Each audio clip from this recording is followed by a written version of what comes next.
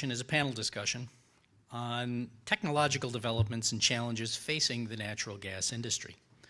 Our panelists are William Zobel of Trillium CNG, Brett Berry of Clean Energy Fuels, and Marty Ryan of Montauk Energy. Bill Zobel is Vice President of Market Development and Strategy for Trillium and has nearly 30 years of experience in the energy sector. Prior to joining Trillium in 2009, he managed the Sempra Utilities Natural Gas and Electric Vehicle Clean Transportation Program, as well as the Environment and Climate Change Policy for Sempra, and also served as Director of Strategy and Business Analysis for BP North America. In his 15 years with ARCO, Bill served in a variety of management positions where he was instrumental in developing and promoting landmark regulatory programs. He currently serves on the board of Natural Gas Vehicles America Coalition, Natural Gas Vehicles America, the California Natural Gas Vehicle Coalition, which he chaired from 2007 to 2009, and until recently was the vice chairman of CalSTART. Brett Berry is a senior public policy and regulatory advisor for clean energy with a primary focus on advancing state legislation and regulation which accommodates the entry of natural gas into the transportation sector. Brett represents clean energy on several regional policy committees under NGV America as well, and also serves on several industry trade groups throughout the country. Prior to joining Clean Energy, he held several positions within the Pennsylvania House of Representatives. We have a politician with us, and is a graduate of Penn State University. And what happened to you guys against Ohio State? Lastly, Marty Ryan is president of Montauk Energy with more than 20 years of transactional compliance and management experience. Prior to joining Montauk, he held senior management positions with Duquesne Light Company and was in private practice representing public and private companies in the areas of mergers and acquisitions, commercial finance, and corporate governance. Marty obtained his Bachelor of Science degree in Business Administration from the University of Dayton and his Juris Doctor, he's a doctor, from the Duquesne University School of Law, where he served as executive comment editor of the Duquesne Law Review. Our moderator, once again, assuming he's in the room, is Fabrizio Cardozo of Integer. So, yes, he's here, thank God. So let's welcome Fabrizio and our panelists.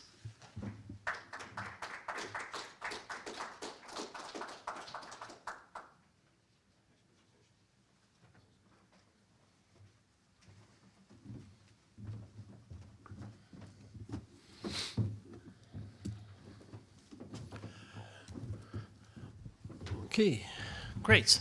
So thanks for joining this panel. We're going to have again an interesting discussion on natural gas, and I'm assuming our discussion now is going to be quite complementary to the presentation we've just had from Cummins Westport. So for a technology to go ahead, and that is probably the first rule for any technologies. We need to have, well, the technology part of it needs to work, but then we need to have the right infrastructure, the right fuel, the right input, the right materials to make it work, and we need to have interest from the market, from the customer, from the society as a whole. Otherwise, if one of the three things here are not there, it's just not going to work. So if we can, I think maybe, Brett, let's, because you've been looking at infrastructure for natural gas, could you give us a quick overview on how things have developed over the past, let's say, over the past 10 years? Where are the gaps in terms of infrastructure, and why are these gaps still there? Sure, absolutely. Let me get the appropriate spot here. You know, with the infrastructure, it's with the rest of the industry. We had a spike a few years ago. We had, especially here in Pennsylvania, we had the Marcellus Shale development, which really opened up a lot of shale drilling with the hydraulic fracturing technology, and really started a new excitement about natural gas. I was in the Pennsylvania House of Representatives working as a staffer at the time, and there was a real excitement that continues, but at this point, I think has pulled back a little bit, and that's due largely in part to what has happened with oil prices. At the time, the technology had made some advances back in the 2008, 2010, 11, 12 period, but we were still coming along largely as an industry.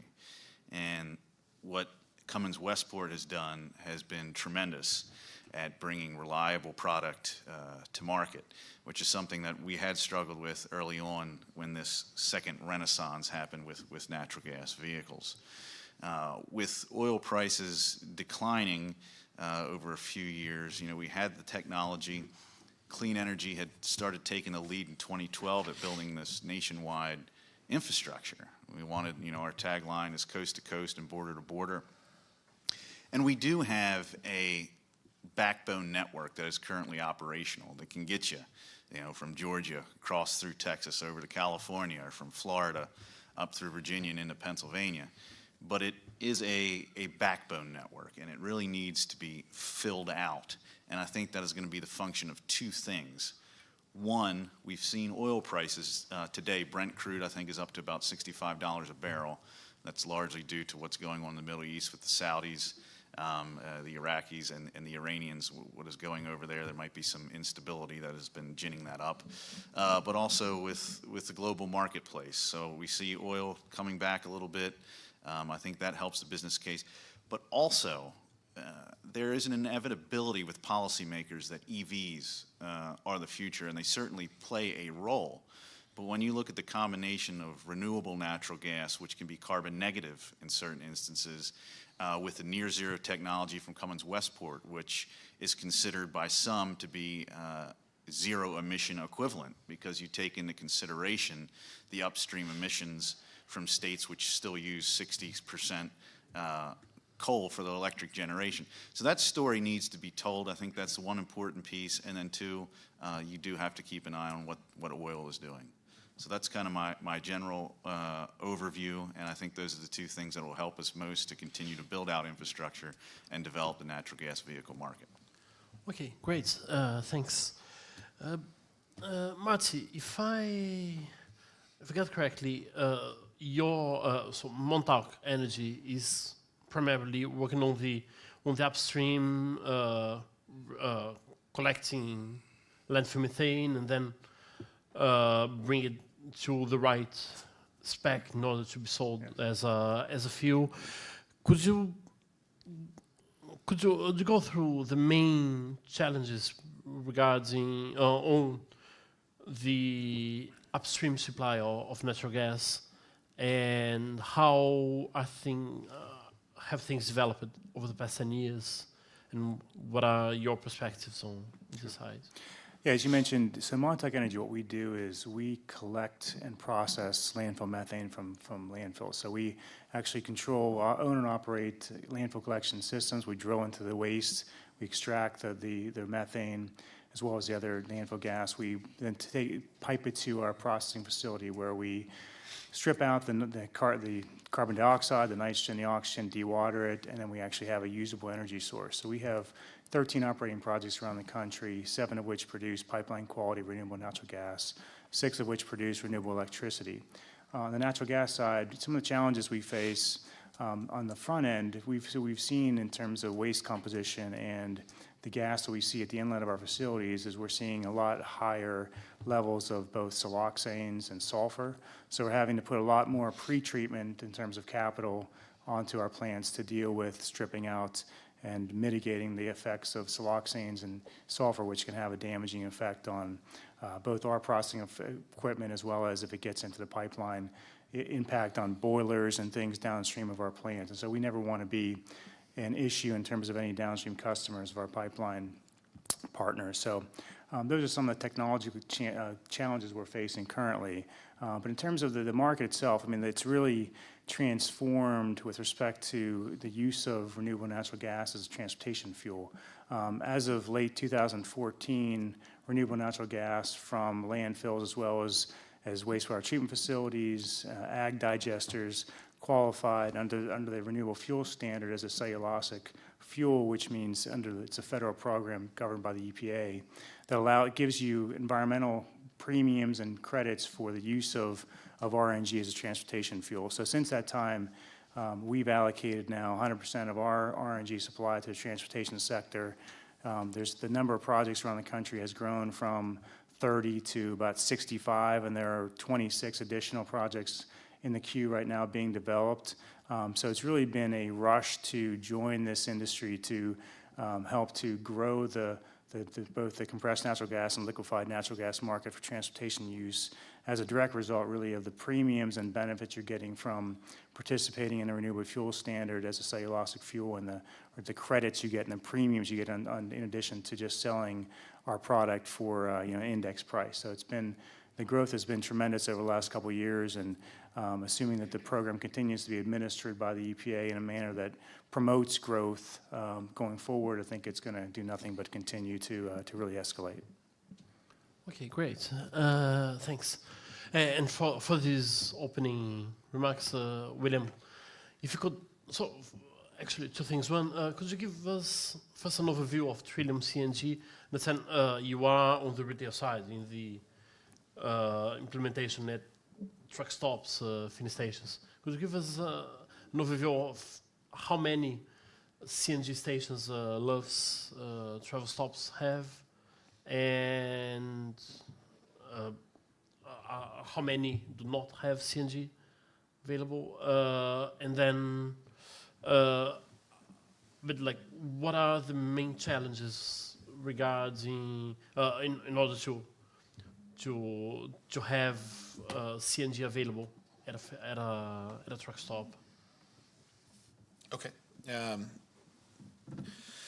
So going back a little bit in history, Trillium's been around since the 1990s. We started in the transit space and heavy duty, and have evolved our product line to continue to serve the heavy duty markets in not only transit but also refuse and Class 8. And we too see the Class 8 market as kind of the big apple out there. And if we're able to crack that nut and move this product into that market in a more robust manner, then that will certainly be the market of the future for all of us, which is our hope. Until that time, we're continuing to capture market share in the refuse segment and transit segment, which are moving ahead at very good clips. The transit segment, anywhere between 40 and 50% of all new transit buses are natural gas. In the refuse space, it's upwards of 50 to 60% of all new product is running on natural gas. So those markets are moving ahead at a very rapid clip to convert over to natural gas. And now with the introduction of renewable natural gas that Marty just talked about, that provides additional value for customers in both the way of emissions benefits and monetizing environmental attributes to lowering their carbon footprint for those that have sustainability goals as well. So it's an excellent time to actually be in any of the natural gas market segments. So in 2016, Love's picked up Trillium. They were at a point in their development cycle where they had 27 stations of their own at the truck stops.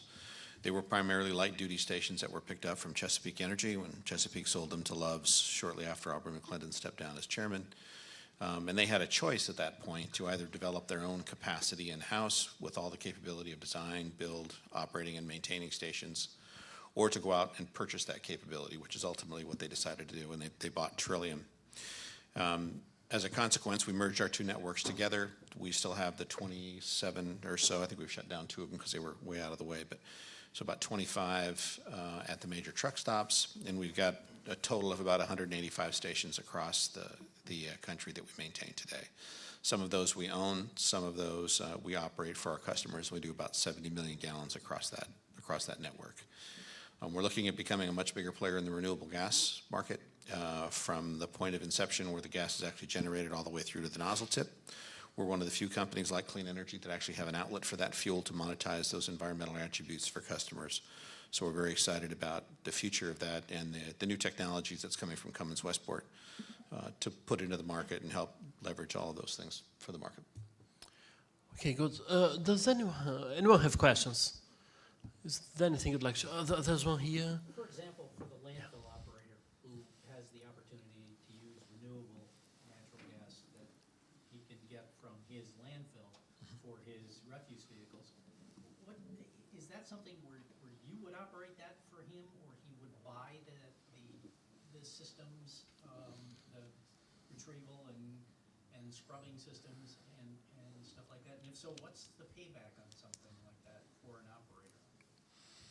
I'll let you take the development question. I can talk about the monetizing of the vehicle. But I don't need exact figures, I'm just kind of curious. Yeah. Because generally Marty's they probably always best look positioned at to answer that. A payback period is really critical in terms of if you're running a business, we have to be able to pay, it only makes sense if we can pay it back in about this amount of time. Sure. Yeah, I'd say there's a couple different models that work. I've seen some completely closed-loop systems where you have some of the large haulers like a Waste Management, and basically, Waste Management's not only a waste company, they're an energy company. So they self-developed, probably 75 or 80 of their own landfills. So in their unique circumstance, they actually have the ability to, control the entire circle of that, and they can actually own and operate the systems. Typically, though, the more common model is that you have landfills that sort of contract out the development aspect of it. That's not their core business. Their core business is waste placement, hauling. So they bring in a developer like us to actually own, control the well field for them, and then build and own and operate a processing facility and give them, royalty on the back end. I mean, in terms of a payback period, I mean, a lot of that is so keyed off of your assumptions in terms of what premiums and what credits are going to be worth going forward. And unfortunately, the RFS, since it's operated sort of on an annual basis in terms of the volume mandates the EPA sets forth each November for the following year, it's very difficult to project into the future what those credits are going to be worth. That's why it's a difficult business in terms of constructing new facilities, because these facilities are not financeable. There's no bank that will give you a loan. You can't lever these facilities up unless it's part of a larger portfolio that has some fixed price components to it, because there is no guaranteed revenue stream. I mean, I can tell you the projects we look at, in terms of payback periods are usually in the range of 24 to 30 months is our sweet spot. And based on where the credit prices are today, those are achievable if they sustain themselves.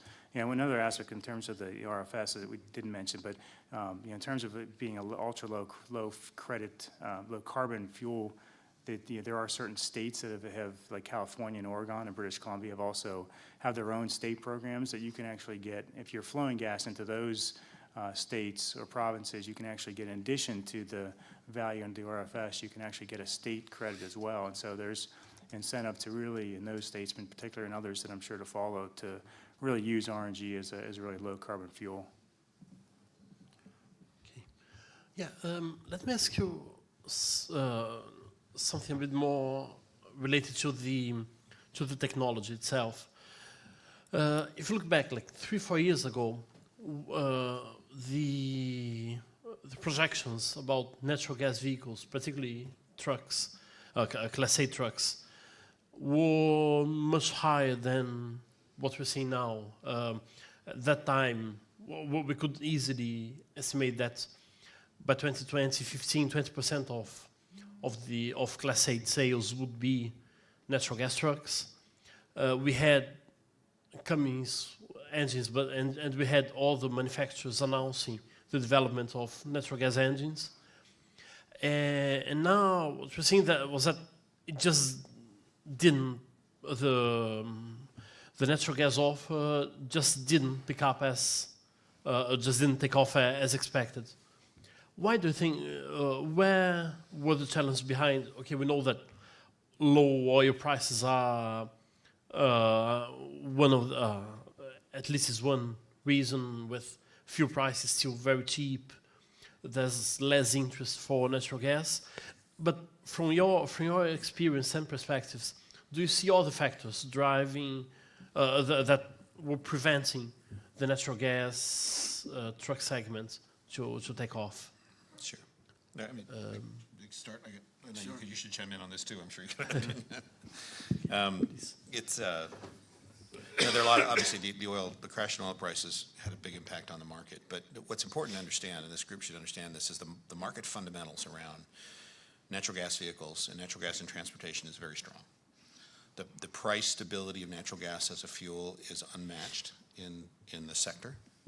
You can have a rise in petroleum prices of 15 to 20%, and you'll see a huge rise at the pump. You see the same percentage rise in a natural gas price, and the price at the pump changes a few pennies. You almost don't even notice it. So the long-term stability based on supply and the amount, the fraction of the product that actually appears at the pump price creates very strong market fundamentals. Now, in any strong market, you've got to have buyers and sellers, right? We have a tremendous amount of product, so there are a lot of sellers out there. We have a tremendous amount of people offering infrastructure products also to the marketplace. So those pieces are all taken care of. The commodity, the buyers, the sellers, they're all there. What's been missing from the market, and I'd appreciate your perspective on this as well, Brett, is regulatory certainty. This is something this market has not had over the last several years. And the problem that's created is people are unwilling to make investments in this market. And Marty, you touched on that a little bit with the, you got a 36-month horizon just because there's no certainty beyond that point.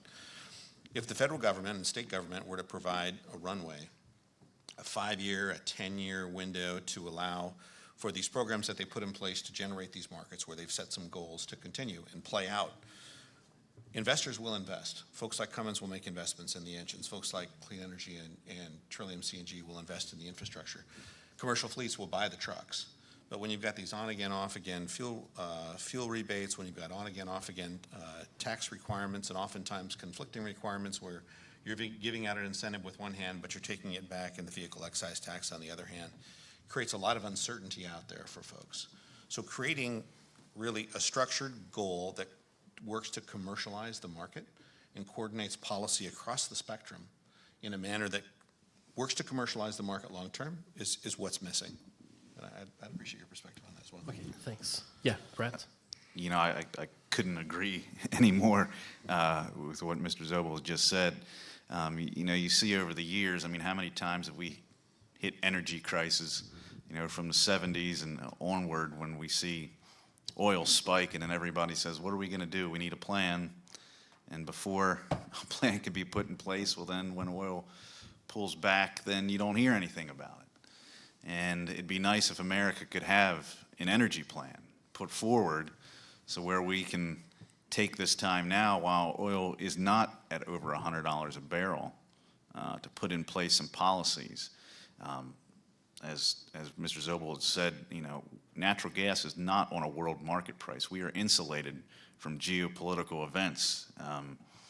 As I mentioned about what's going on in the Middle East right now, that's largely contributing to the oil spike, or at least partially. That is not going to be affecting the natural gas markets. With that being said, as far as long-term investments, we do have an opportunity in this country with the Volkswagen settlement, which is $2.7 billion going out to the states. I believe I deal with 26 states, so I think the number in Pennsylvania is 110 million coming to this state, to the Commonwealth, for grants largely for alternative fuel vehicles. And as was already said, some of these policies, they give you a benefit on one hand, but then they harm you on the other. With Volkswagen, it's a great opportunity, lots of money coming in, but they are going to require you to scrap a current vehicle. So right now, natural gas vehicles can get a maximum of 25% grant of the total vehicle cost. So you're talking about Class 8 truck, it's about $40,000.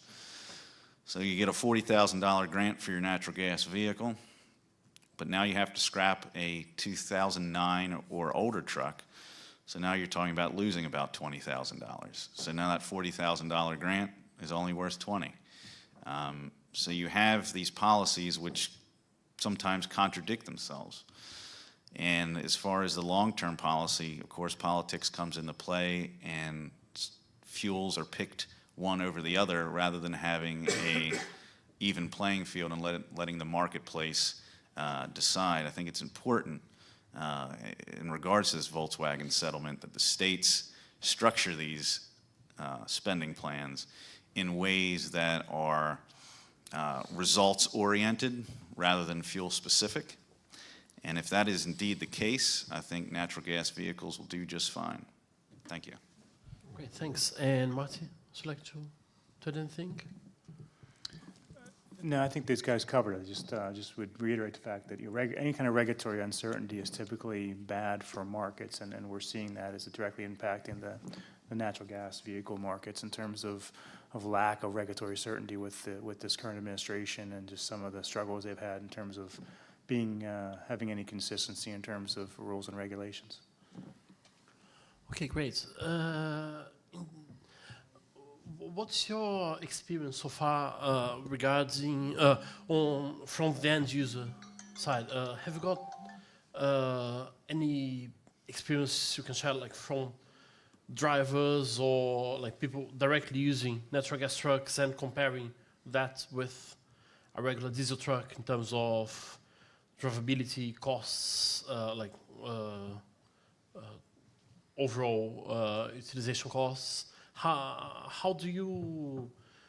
What's your experience on that, and how this is likely impacting the development of natural gas trucks? So we got a fleet. One of our divisions, Gemini, operates a fleet of natural gas trucks, heavy duty. They haul fuel. Gemini is the logistics arm of the Loves family of companies, so they haul the fuel from the rack to the stations, whether it's diesel or gasoline, and they put 100, 150,000 miles on those trucks a year, so they run the wheels off those gas trucks. What they've seen is that operating costs are a little bit higher than they are in diesel, but fuel costs, as we know, as our rep from Cummins pointed out, are much lower. So when you run a lot of miles and consume a lot of fuel, they pencil out pretty quickly. The manufacturer, Cummins, has done a great job, and we run Freightliner trucks. Cummins and Freightliner have done a great job warranting the products. And I think over time, since the market has really gotten started back in 2009, 2010, all the manufacturers have stood behind their products with exceptional warranties. To the degree and there were times when I questioned they were even going to continue to do this because they were so bad. But we've gotten past that point in the market cycle, and now the products that are coming out are much more reliable than they used to be. The drivers love the trucks. Some of them who have driven cross country in parts of the country that have more incline complain a bit about the torque. But the guys who drive day in, day out love the trucks because they don't smell, they run quieter. They don't vibrate as much as the diesel tractor, and they're just a much more enjoyable experience. Okay, great. Yeah, any other end user experience you've got? Well, I know the one story I always hear from Waste Management, who is a real leader in adopting fleet NGVs into their fleet, is how much their customers appreciate the quietness of the engine, because they're a lot more quieter, and of course trash trucks tend to go through the neighborhood early in the morning. So I know that's been a main benefit that's been commented on several times, as well as the cleaner burning engines require less maintenance. So I think overall the experience has really improved over the years. To the point where there really isn't that sacrifice, so to speak, with adopting natural gas vehicles. I think we're largely over that hump. I mean, there certainly are things that still need to be improved on the technology end, but I don't think they are no longer large barriers, but sort of small little bumps that need to be evened out. Okay, great. Matti, going back to the supply side, what are, in your opinion, the main risks that are someone using natural gas as a fuel source would take? Is how infrastructure is there, but are there risks related to having the right supply on a permanent basis at any filling station? How do you see the risks involved with supplying natural gas to the automotive industry? Well, I'd say that the one impact or the one metric in terms of the marketplace is just conversion rate. How much demand is there for natural gas vehicles to impact and really encourage and continue investment both on the supply side in terms of processing facilities as well as the infrastructure build out, which is occurring. I'd say that's one positive impact of this current political landscape we're in is there have been a lot of new pipelines that have been cleared for installation, and so the infrastructure to move a lot of the gas supplies from the Marcellus, Utica basins to elsewhere in the country is really improving, and so that will help to kind of move gas to where it needs to be. But from our perspective, I think the main risk is really just making sure that the conversions of fleets continue to occur to really continue to build up the demand side so that the supply can have somewhere for it to go. Like as I mentioned before, there are the incentive that you see for, say state-specific, like California for low carbon fuel standard, if you put a new project online today supplying renewable natural gas, most of the demand in California is full. It's very difficult to get new supply contracts into California because of that additional incentive that state has. The demand has basically been full with existing projects and infrastructure. So to the extent that there are more outlets for supply, we'll obviously encourage additional investment and really allow the entire industry to just grow. Okay, excellent. Any final questions from the audience? Do you have any questions? Anything you'd like to ask? There's one. Yep. In terms of, as has been mentioned, the fuel density of LNG is really significant, and that in some ways to me has always seemed to hold the greatest promise, particularly as you get into the whole concept of long-haul trucking. Is there any way to make the dispensing process easier than it is now For LNG or CNG? for LNG? It's pretty easy now, isn't it? I mean, it's like hooking up a fire hose and blowing that stuff in there. Okay. Seems to go pretty well. I think that, anytime you deal with a cryogenic, it's difficult. Cryogenics are difficult. And LNG is just a cryogenic. So that's one of those things we have to accept when you deal with that particular product. On the gaseous side, we've been working for the last 10 years to try and improve the fill rate on the gas side to match that, to match really a diesel-like experience for customers. And we've got a system now that can deliver up to 20 gallons a minute, which is about half of what you can get on the diesel side. But really, what the studies we've done have shown truck drivers spend about 10 to 15 minutes in the lane, no matter what. Whether they need 5 gallons or whether they need 200 gallons, they spend about 10 to 15 minutes in the lane. They check the wipers, check the lights, check the tires, do what they got to do. So if you can fill a truck in 10 to 15 minutes, you're in good shape. And 20 gallons a minute will do that for you. Okay, excellent. I think we've come to the end of this panel. Unless have you got any final things you'd like to add? Oh, I got all kinds of things. Well, one of the things I wanted to share with this group, since you guys have all made the effort to come here, and we really appreciate that as a panel. We touched a little bit on regulatory certainty and providing some runway for investors to move into markets like this. As I mentioned, the fundamentals in this natural gas market are extremely strong. Now, commodity prices are going to swing. They always do. They always have. You look back in history, oil's gone up, oil's gone down. But people who invest in these markets account for that. They account for that kind of fluctuation in commodity pricing. What we can't account for is what the hell the government's going to do. You're never quite sure where the government's going to put something in play or take something out of play.